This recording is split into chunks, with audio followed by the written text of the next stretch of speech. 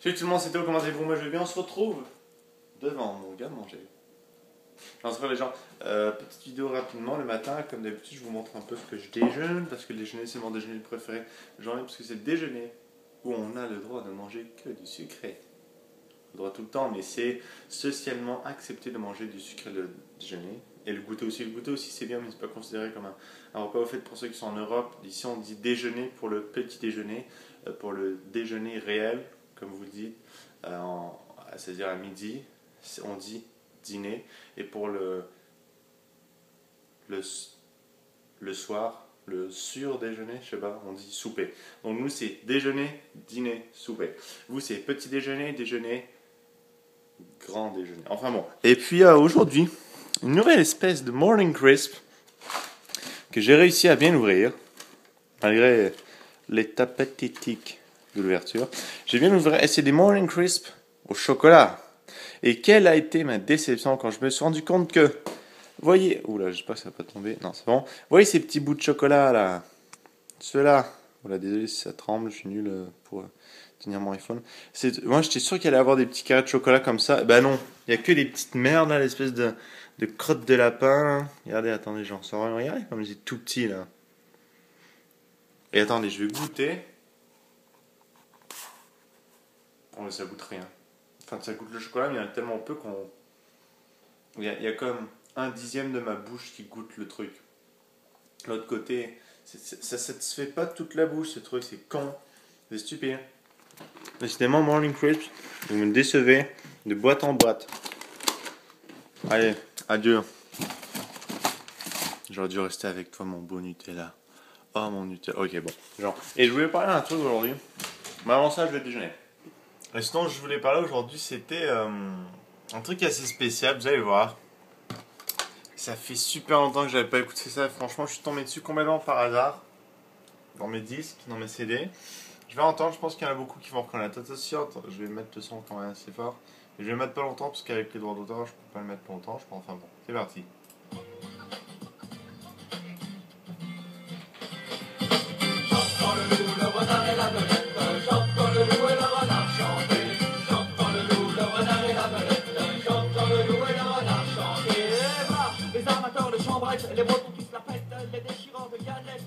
Franchement énorme. Énorme. Et je vous parle de ça aujourd'hui parce que c'est le disque de Mano Panic Celtic. C'est le premier disque de musique, enfin le premier disque tout court, hein, parce qu'à l'époque il n'y avait pas d'autres disques de jeu, que j'ai eu de ma vie.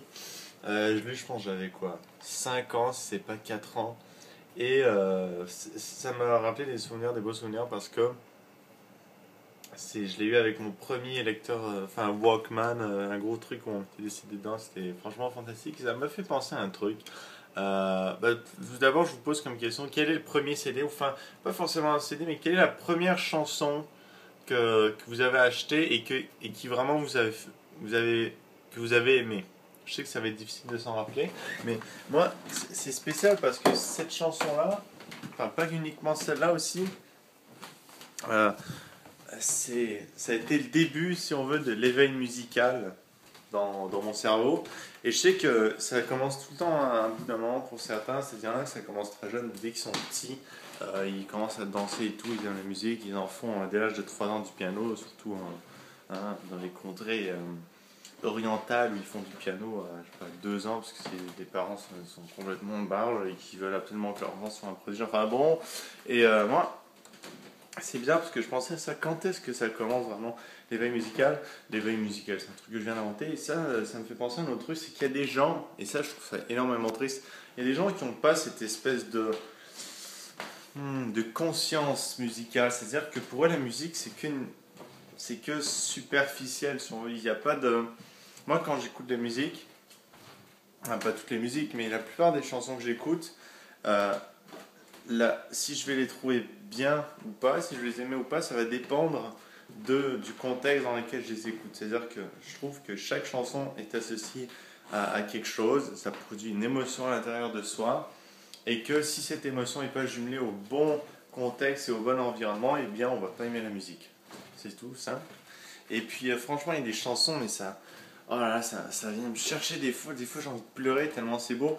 Là, le premier truc qui vient à l'esprit, c'est la chanson du Seigneur des Anneaux, enfin toute la soundtrack du Seigneur des Anneaux, et aussi ne serait-ce que celle du trailer de The Hobbit, An Unexpected Journey, le prochain film de Peter Jackson avec toute l'histoire qui était avant le Seigneur des Anneaux. Je pense que ça se passe 40 ans avant le Seigneur des Anneaux, un truc comme ça. Et juste aller réécouter le trailer, c'est franchement incroyable. Enfin, je l'ai pas en tête, mais franchement, ça fait trembler. Je trouve que c'est un merveilleux trailer, ne serait-ce qu'à cause de ça. Et franchement, un autre sujet à propos de ça, la musique, ça joue tellement de choses. Ça, c'est tellement important dans le film. C'est juste incroyable. Je pense que Le Seigneur des Anneaux ou n'importe quel autre film, Star Wars, n'importe quel autre film, franchement, là, je donne les grandes séries parce que c'est celle où la musique est la plus connue. Franchement, sans la musique, ce serait pas la même chose. Maintenant, les céréales. J'ai pas pu les finir. C'était bon au début, mais j'ai l'impression d'avoir mangé 3 barres de chocolat, enfin 3 tablettes de chocolat au complet, du chocolat 70% en plus, Saker. Et c'est impressionnant parce que je ne gaspille jamais mes céréales. Franchement, je finis tout le temps, même si à la fin j'en peux plus, je finis tout le temps tout. Boire le lait à la fin, ça fait tellement du bien, mais là j'étais incapable. C'était dégueulasse. Pas dégueulasse, mais ça écœurait tellement rapidement que j'ai pas pu les finir. Là, je les posais, je les jette. Franchement, je suis déçu. Croque-matin, je pense que c'est la fin entre nous deux. Je pense qu'on va se dire au revoir, un croque-matin. Non, enfin bon, je le ferai tout. Ouais, bah alors, ça te gratte? Enfin bon, les gens, j'ai plus rien à dire. Pas la vidéo la plus passionnante, je vous l'accorde, mais c'était une vidéo que j'avais envie de faire pour la musique. Hein. J'adore la musique. Et puis, bah voilà, laissez-moi dans les commentaires, comme je l'ai dit tout à l'heure. Oh oui, laissez-moi dans les commentaires un beau chat. Oh, ça, c'est... Oh, bah, dis donc, c'est dur la vie. Laissez-moi dans les commentaires la première chanson, vraiment, le premier c'est ou n'importe quoi, la première œuvre musicale qui est venue vous chercher à l'intérieur de vous. Ici, vous savez, dans la gorge. Là. Allez, mon Watson. Et toi, quelle est la première musique? Toi, ça doit être le bruit des croquettes là qui secouent dans le sac. Hein, ça c'est nul de chercher, regardez. On va voir, je vais vous montrer comment c'est nul de chercher. Hein. Espèce d'être superficiel, regardez. Juste le son. Ah, intéressant. Eh ben non, fake. Ah, allez, ciao tout le monde. Allez, j'ai oublié. Joyeuse Pâques.